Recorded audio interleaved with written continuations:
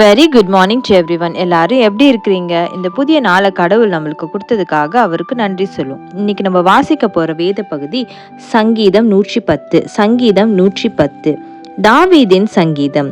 கர்த்தர் என் ஆண்டவரை நோக்கி, நான் உம்முடைய சத்துருக்களை உமக்கு பாதபடி ஆக்கி போடும் வரைக்கும் நீர் என்னுடைய வலது பாரிசத்தில் உட்காரும் என்றார். கர்த்தர் சியோனிலிருந்து உமது வல்லமையின் செங்கோலை அனுப்புவார். நீர் உம்முடைய சத்துருக்களின் நடுவே ஆளுகை செய்யும்.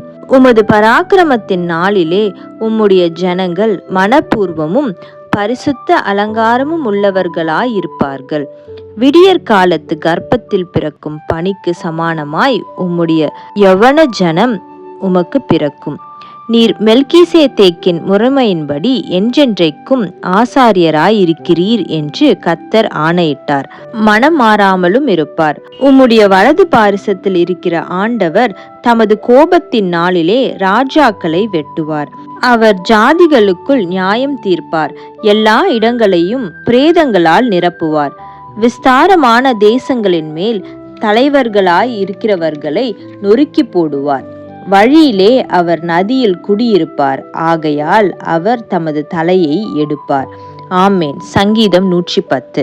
ஜெபம். அன்புள்ள இயேசப்பா, இந்த புதிய ஓய்வு நாளை எங்களுக்கு நீங்கள் கொடுத்தீங்களா இருக்கா, நமக்கு நன்றி செலுத்துகிறோம். இந்த வாரத்தின் முதல் நாளில் எங்களை முழுமையுமாக நாங்கள் உங்களுடைய கருத்துக்களாக ஒப்பு கொடுக்குறோம். நாங்கள் ஆலயத்துக்கு சென்று உங்களுடைய வசனத்தை நாங்கள் கேட்டு அதன்படி நடக்கிற பிள்ளைகளாக இருக்கத்தக்கதாக கூட நீர் எங்களுக்கு உதவி செய்யுங்க. உங்களுடைய பிரசனத்துக்குள்ளாக எங்களை வழி நடத்துங்க, காத்துக்கொள்ளுங்க, பலப்படுத்துங்க. உங்களுடைய பாதுகாவல் எப்பொழுதும் எங்களோடு கூட இருக்கட்டும். பலப்படுத்துங்க, வழி நடத்துங்க. இயேசுவின் மூலம் ஜெபம் கேட்கிறேன் பிதாவே. ஆமேன். Thank you so much. Have a good day.